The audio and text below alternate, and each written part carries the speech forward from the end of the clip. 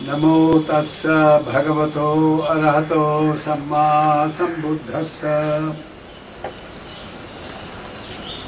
The subject of the discourse today is Aganya Sutta. It's a very, very important sutta indeed. Aganya simply means knowing the beginnings of life and the society. How the human society has evolved, that is the subject. In particular, how the ancient Indian society, rather, has evolved. And this is the Buddhist perspective. And this sutta has been translated by us. I will read it out, part of it, the first part of it. It's a very big sutta occurring in Digha Nikaya.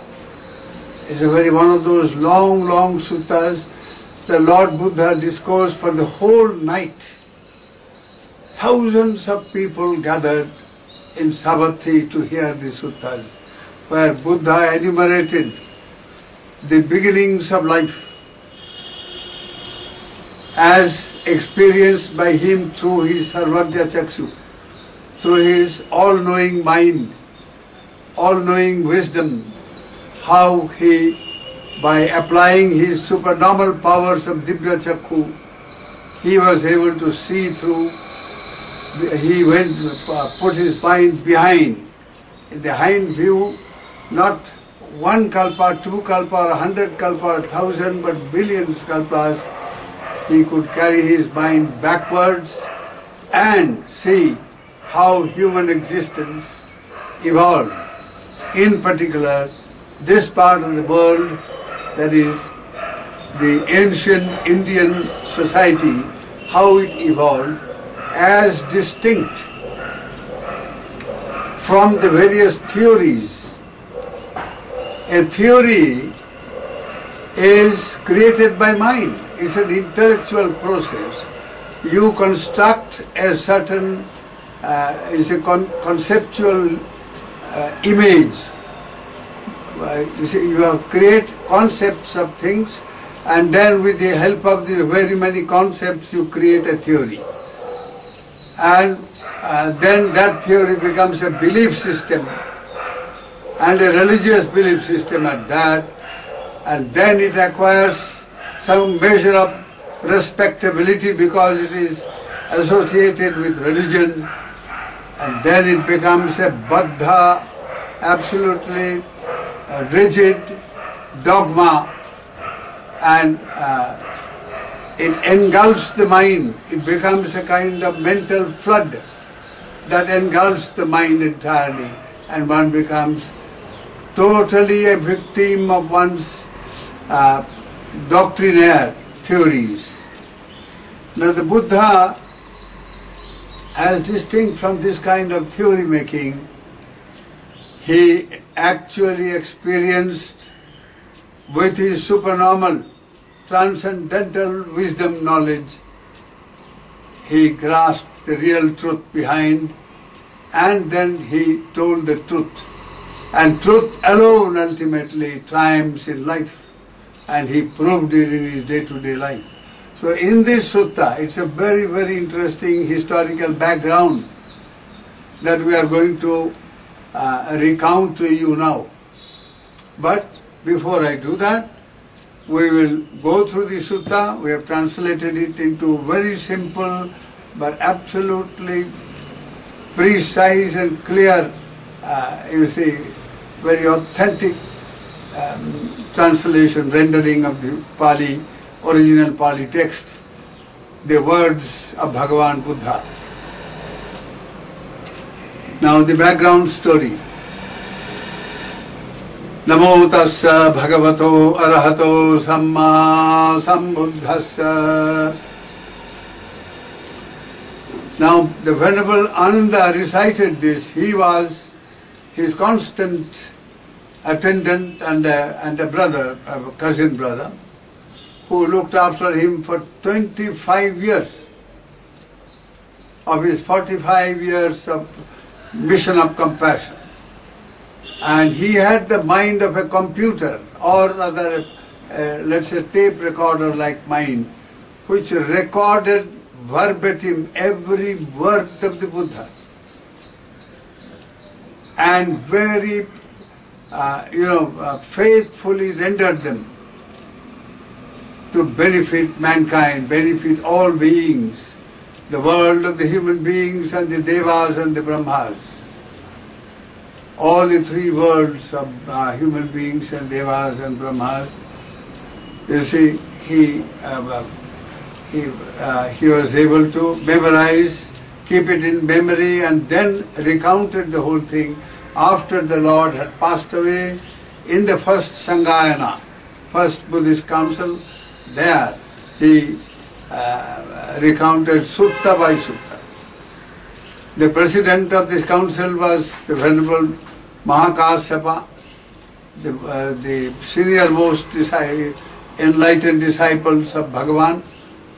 And then Venerable Ananda recited all the Sutta Pitaka, Venerable Upali recited the Vinaya Pitaka, and again Venerable Ananda recited the Abhidhamma Pitaka. The three Pitakas which constitute the Pali scripture, that is the language the Buddha used, and you see, to give his teachings, that is the original teachings of the Buddha teachings have been preserved up to our time in their pristine purity, all because of this grace of this great Arahanta, our Venerable Ananda and so on. So, he says, thus have I heard, evang me sutang, thus have I heard. Once the Blessed Lord was staying at the Pubba Rama monastery in Migara Mother's mansion at Savatthi. At that time, Vasettha and Bharadwaja were living with the monks as novices, seeking higher ordination of a bhikkhu. Then the Lord, emerging in the evening from his meditative seclusion, came out from the mansion and started walking up and down in the shade of the monastery. Now, Vasettha, having seen the Blessed Lord emerging from his meditative seclusion, and after coming down from the mansion, is walking up and down in the shade of the monastery, said to Bharadwaja, his friend and brother. He said, Brother Bharadwaja, the Lord, having emerged from the seclusion and coming down from the mansion, is now walking up and down in the shade of the monastery. Come, brother Bharadwaja, let us approach the Lord. Maybe we will be lucky enough to hear a Dhamma talk from the Lord. Very good, brother, replied Bharadwaja to Vasettha. Pali Vasettha means Sanskrit Vaishishta. And now, then both Vasettha and Bharadwaja went to the Lord, and having worshipped him, started walking up and down following the steps of the Lord. Now, the Lord said to Vasettha, Vasettha, you two Brahmins, born and brought up in well-known Brahmin families, have now renounced the Brahmin household life. Well, don't the Brahmins abuse and insult you? Lord, indeed, the Brahmins do abuse and insult us to their heart's content, and that too without holding back the worst of filthy words. Well, Vasettha, what kind of abuse and insult is it that they hurl at you to their heart's content? and that without holding back the worst of filthy words. Lord, the Brahmins say this: the Brahmin caste is the highest, others are low castes. The Brahmin caste is fair, other castes are dark. Only Brahmins are purified, not the non-Brahmins. Only Brahmins are the true children of Brahma. Being born from his mouth, they are born of Brahma, created by Brahma, and heirs of Brahma. Now, having deserted your highest caste, you have gone over to the low castes of the petty, shoveling recluses of Gautama, who hail from the servants, who are the dark companions of the evil Mara, the evil one, and who are born of Brahma's foot. It is certainly not right.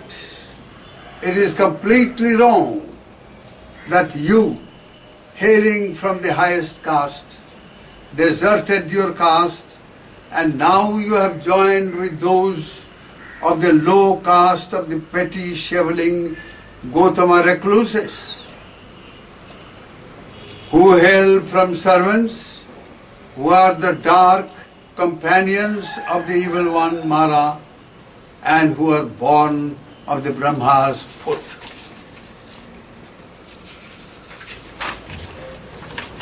Lord, this is how the Brahmins abuse and insult us to their heart's content, and that without holding back the worst of filthy words. Indeed, said the Buddha, indeed, Vasattha, because the Brahmins do not remember their ancient origin, they say thus, that the Brahmin caste is the highest, others are low castes. The Brahmin caste is fair, other castes are dark. Only Brahmins are purified, not the normal, etc., etc. Vasattha, it is quite evident that, what is the truth about it anyway now? You all are educated people, you know what it is. Now you see, it is quite evident that the women who are wives of Brahmins menstruate, become pregnant, have babies and give suck to them. Even then, these womb-born Brahmins keep talking that the Brahmin caste is the highest, that they are born out of the mouth of Brahma, and the others are low caste and so on. Though they are born in womb, that's what they falsely claim. By wrongly asserting this way, these Brahmins only falsify the fact about Brahma. They tell lies and accumulate plenty of demerit. Brahma doesn't produce anybody, whether it's out of mouth or whatever, or foot or anything. Now, the myth of the purity of four castes. Now, Buddha continued saying, by wrongly asserting in this way, these Brahmins only falsify that fact about Brahma. They tell lies and accumulate plenty of demerits. Now, what is the myth of the purity of the four so-called four castes? Vasattha, there are these four castes. The Kshatriya caste, the ruling caste, the ruling people, the kings and down to the policeman and the doorman and the security people, the whole lot of them, dealing with power and dealing with ruling. They are the ruling caste, the Kshatriyas. Then the Brahmin, the priestly caste. Then the Vaishyas or Vaishyas, the merchant or farming caste, and then the Suddhas, the working caste, the workers' caste, or the servants' caste, and so on. Here in Vasetta, sometimes Khatriyas are found indulging in these evil actions, namely killing, stealing, committing sexual misconduct, telling lies, slandering, abusing, gossiping, being covetous and resentful, and holding pernicious views, mithya drishti. Since these actions are evil, they are to be shunned, and since they are accepted as unbefitting by noble persons, they are black actions with black results and always condemned by the wise. In the same way, Vasattha, even among Brahmins or among Vaishyas or among Sudras, there are those who are found indulging in these evil actions, namely killing, stealing, committing sexual misconduct, telling lies, slandering, abusing, gossiping, being covetous and resentful, and holding pernicious views, mithya-ditti. Since these actions are evil, they are to be shunned. They should be shunned. And since they are accepted as unbefitting by noble persons, by saints and enlightened beings, they are black actions with black results and always condemned by the wise. Again, Vasattha, the opposite is equally true. Some Khatriyas are found to abstain from killing, from stealing, abstain from committing sexual misconduct, abstain from telling lies, abstain from slandering, abstain from abusing, abstain from gossiping, and who are non-covetous, without ill will, harboring no ill will, and who do not hold pernicious views. Since these actions are good, wholesome, hence they are accepted as good and wholesome by the wise, and noble persons delight in such actions. Now Vasattha, since both these dark and bright, now Vasattha, in the same way, even among Brahmins, Vaishyas, Sudras, are those who are found, you see, to abstain from killing, from stealing, sexual misconduct, telling lies, etc., and abstaining from pernicious views. Since these actions are good, hence they are accepted as good by the wise, and noble persons delight in them. Now Vasattha, since these dark and bright qualities, which are condemned or praised by the wise, are scattered indiscriminately among the four castes, the wise people do not recognize these false assertions, these false claims of the Brahmins, such as the Brahmin caste is the highest, others are low castes, and so on. Vasattha, because anyone from among these four castes who, having renounced the world as a bhikkhu, becomes an arhat, an enlightened disciple of the Buddha, and by having become an arhat, he has succeeded in destroying all the cankers that keep a being in samsara. And he lives He has lived the holy life fully, perfectly. He has accomplished his highest spiritual accomplishment, that is what is to be done, what is to be accomplished. He has laid down the burden of samsaric, the kilesha, the evil, and reached the highest goal of enlightenment and freedom from samsara. Having destroyed all the fetters of samsara, and which brings about the wheel of recurring existence, and thus he has succeeded in becoming an emancipated one through the attainment of higher supramundane insight knowledge, vipassana jnana. He is as such the holiest of holy person, hailing from, and he can hail from any caste, and hailing from any caste, he is always proclaimed to be the highest by virtue of his attainment of truth.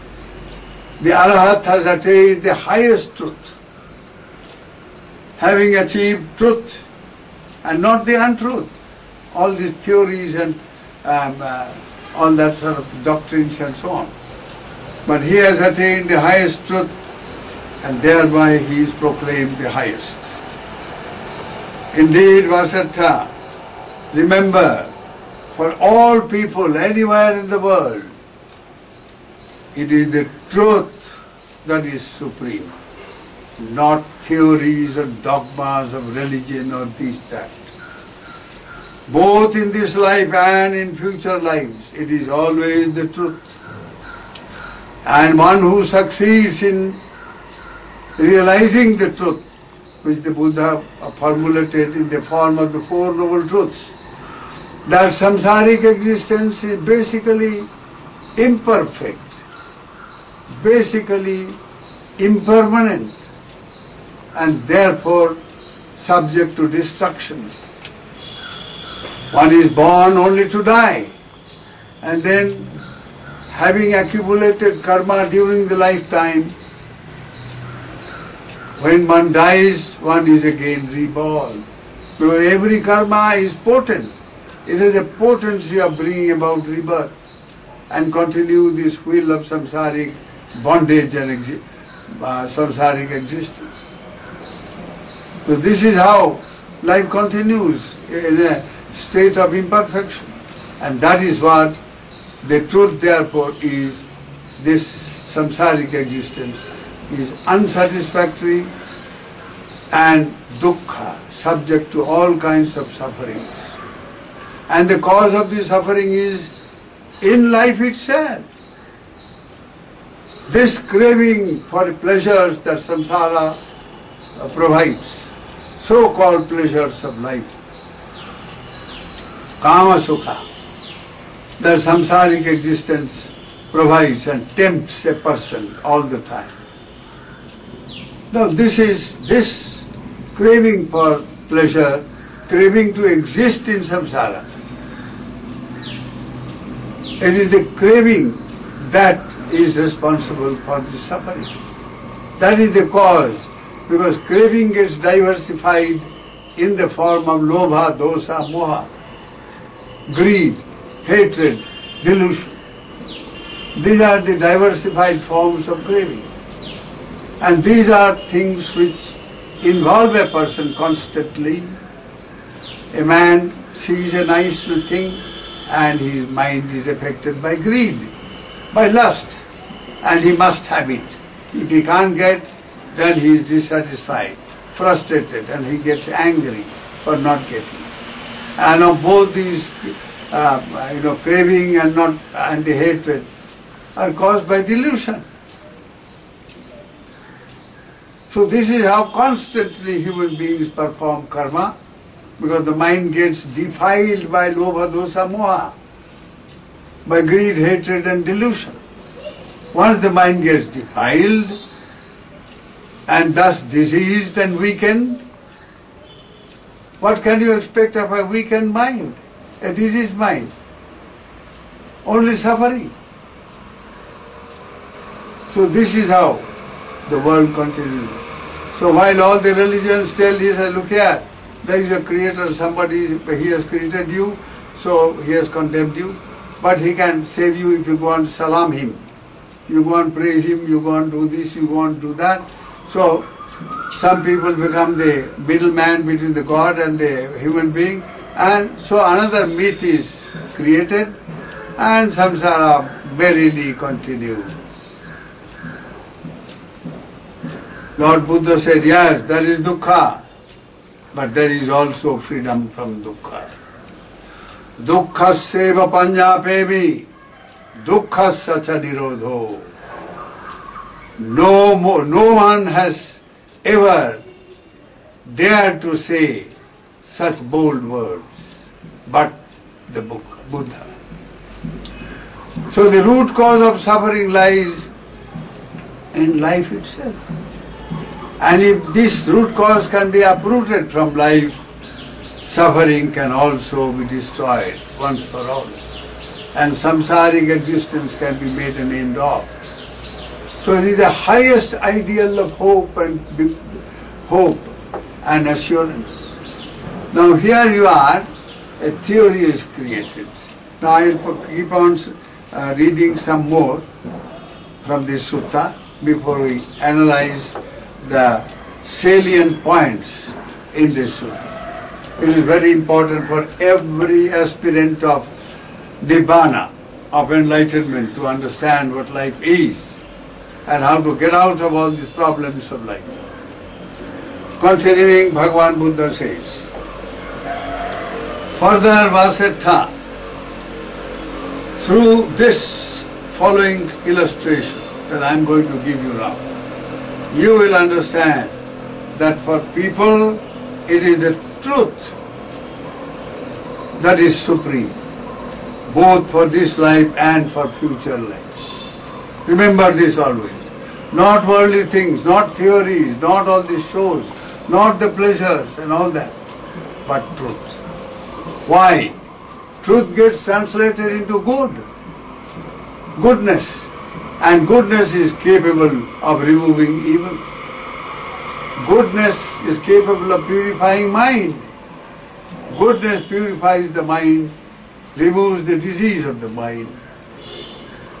Goodness, once the mind is purified, opens up wisdom, not mere knowledge or intellectual knowledge which is created by creating concepts.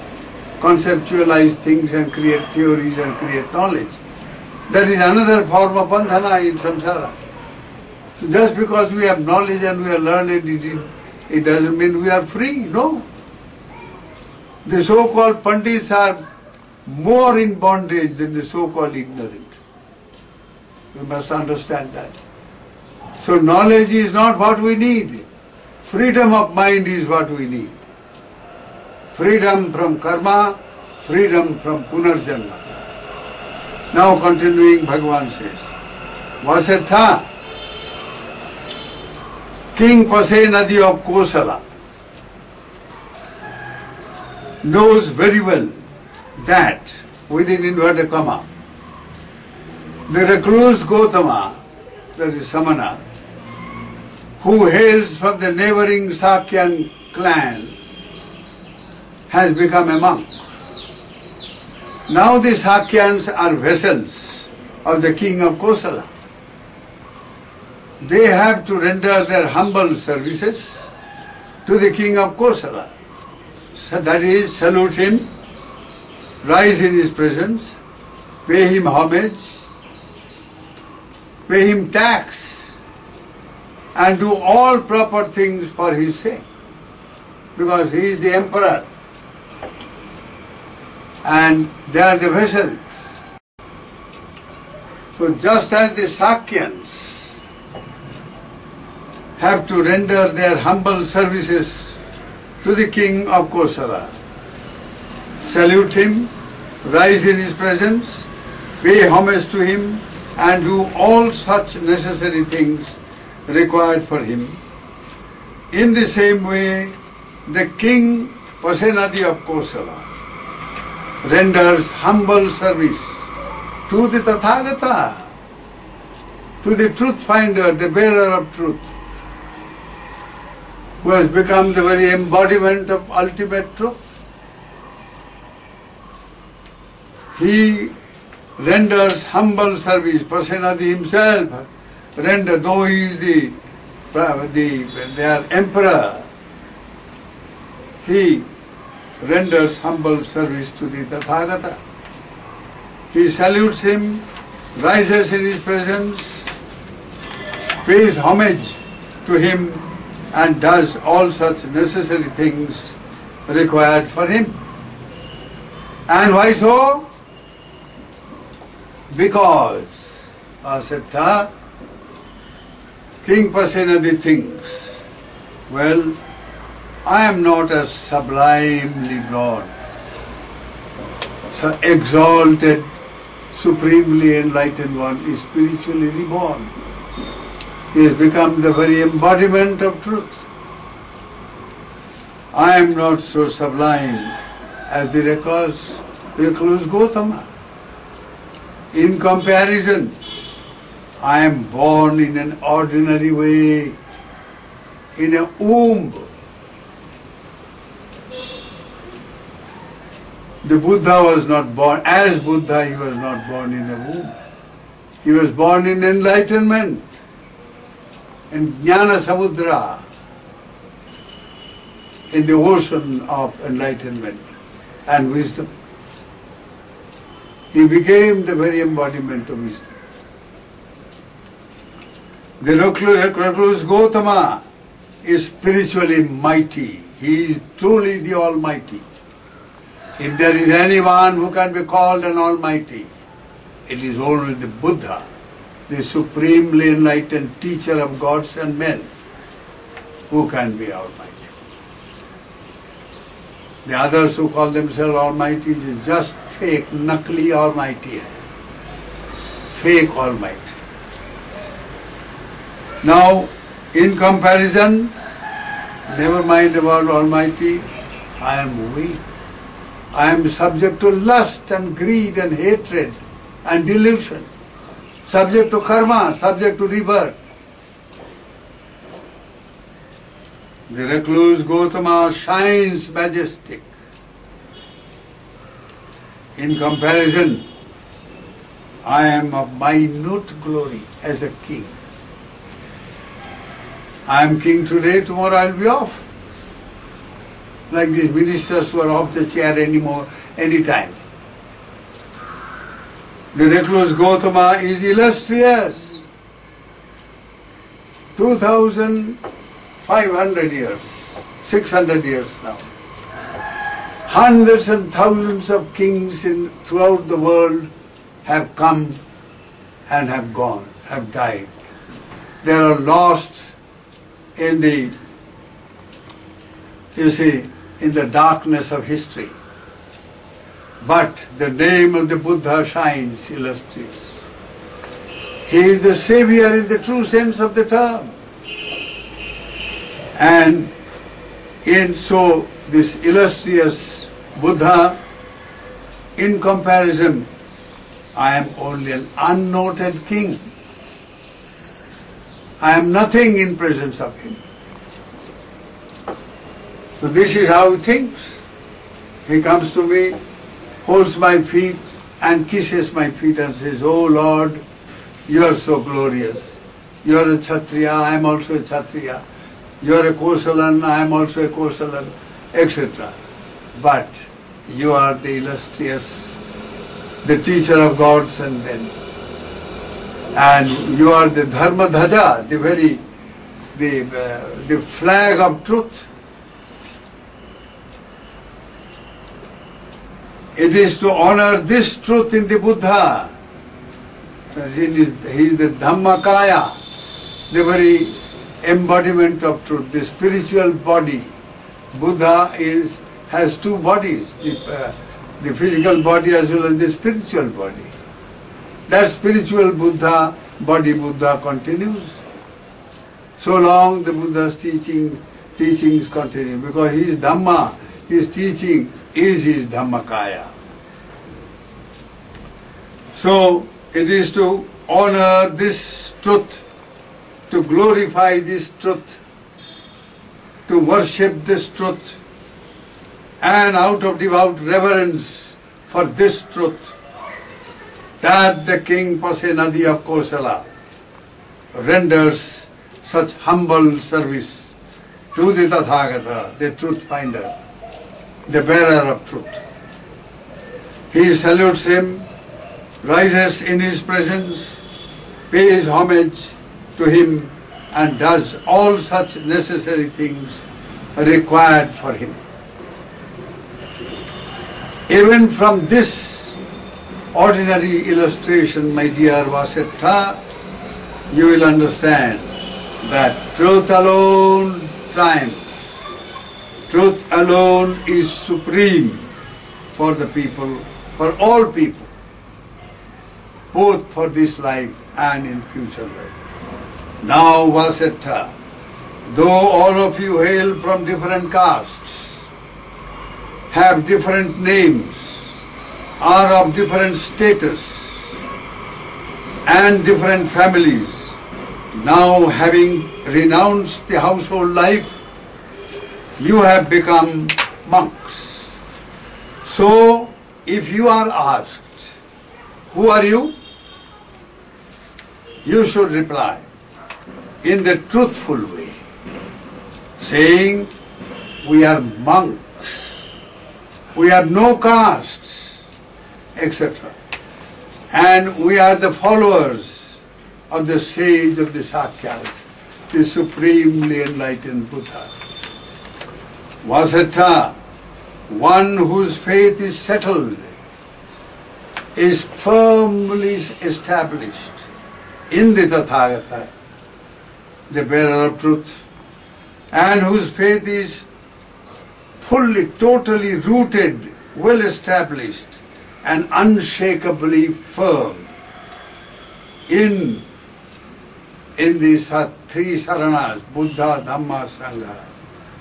Whether be he a monk or a holy man, a god or a Mara deity or a Brahma divinity, a householder, a man or a woman or anyone in the world, it would be proper for him to rightly say, since I am well established in the Tathagata's teachings, in his Dhammakaya, and my mind is filled with his Dhammakaya, I am a true son of the Blessed Lord, the Buddha, born of his mouth. So the word born of his mouth is only a metaphor. It means mouth is sacred thing from where truth is explained, declared, told through the mouth. And this way it's a metaphor.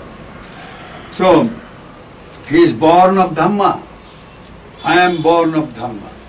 So I am the true son of the Blessed Lord Buddha, because I am born of Dhamma. And I am created by Dhamma, not by any god or man or anyone. And therefore I am the heir of Dhamma. And why so? Because, Vasettha, the true nature of the Tathagata is called Dhammakaya, the spiritual body of the Buddha. And Tathagata is who? Who is the Tathagata? One who is the embodiment of the ultimate truth. And therefore he is called Dhammakaya, the spiritual body of the Buddha. The Tathagata is the embodiment of the most excellent, because the truth is the most excellent. Hence also he is the supremely enlightened teacher of gods and men. Now this is the translation of the first part of the sutta. It's a long sutta, it is going to take time. And if this body continues, well, we'll have the pleasure and the privilege to share with you what little we know. Now, the salient points in this sutta that we have now already read out. There are many salient points of very great importance to every follower of the Buddha, follower of enlightenment, follower of truth. For instance, what was the state of civilization in the time of the Buddha? What were the cultures that created the human beings in the time of the Buddha? And what kind of culture created this kind of story that somebody is born out of somebody's mouth, and somebody is born out of his hand, somebody born out of his thigh, somebody born out of his foot, and all that sort of cock and bull story in the name of religion. No, this is how the world is misled. And since these theories become so powerful, being associated with the culture and the civilization of the time, people are all, you see, they become prisoners of their own thinking, of their own dogmas, of their own belief systems. So anyone who wants to get out of these prison house of samsara must be bold, must become a Veera Purusha, a hero, not, you see, a Kapurusha, a coward. And a person who dares to be enlightened is not coward, is hero. May you all be happy. Sukhino bhavantu.